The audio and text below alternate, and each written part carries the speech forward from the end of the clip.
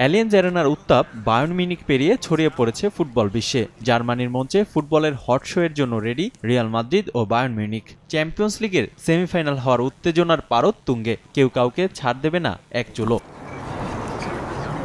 Record 14 শিরোপা জয়ী রিয়ালকে ইউসিএলে এগিয়ে রাখবেন বেশিরভাগ মানুষই। তবে কার্লো অ্যানচেলত্তিও কৌশলী, নিজেদের ফেভারিট বলে প্রতিপক্ষকে তাড়িয়ে দিতে চান না মাদ্রিদ বস। তাদের দলটা দারুণ, আমরা নিজেদের ফেভারিট হিসেবে দেখছি না, তবে আমরা আত্মবিশ্বাসী। আরও একটি ফাইনাল খেলার সুযোগ তৈরি হয়েছে। এই সেমিফাইনালে সেরা পারফরম্যান্স উপহার দিয়ে সেখানে পৌঁছাতে বদ্ধপরিকর সবাই। লা লিগায় শীর্ষে রয়েছে রিয়াল, ইউসিএলেও রীতিমতো উঠছে, তাই আত্মবিশ্বাসের তুঙ্গে গোটা দল। আমাদের অনেক প্রতিভা রয়েছে, ভালো মানের খেলোয়াড় রয়েছে, সকলেই দৃঢ় সংকল্পবদ্ধ রিয়াল মাদ্রিদের জন্য এবারে ট্রফি জয়। চ্যাম্পিয়ন্স লিগ রাজাদের সমীহ করলেও ঘরের মাঠে ছেড়ে কথা বলতে নারাজ বায়ার্ন মিউনিখ। এই ম্যাচটাকেই ফাইনাল ম্যাচ হিসেবে দেখছেন থমাস টুকেল। হোম গ্রাউন্ডে খারাপ সময়ে সমর্থন চান বাভারিয়ান কোচ।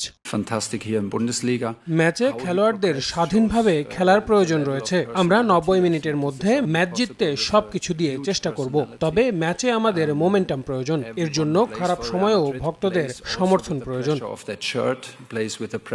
বুন্দেসলিগার শিরোপা হাতছাড়া হয়েছে এবার, তবে চ্যাম্পিয়ন্স লিগে যে কোনো চ্যালেঞ্জ নিতে প্রস্তুত তারা। দল ভালো ছন্দে আছে। আর্সেনালের বিপক্ষে ম্যাচের মতো রিয়ালের বিপক্ষেও আমরা আত্মবিশ্বাস কাজে লাগাতে চাই। রিয়াল মাদ্রিদের বিপক্ষে সেমিফাইনাল ম্যাচ খেলতে পারা এক অন্যরকম অনুভূতি।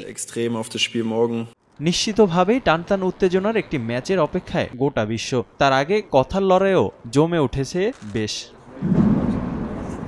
রিফাতুল ইসলাম মিরন, সময় সংবাদ।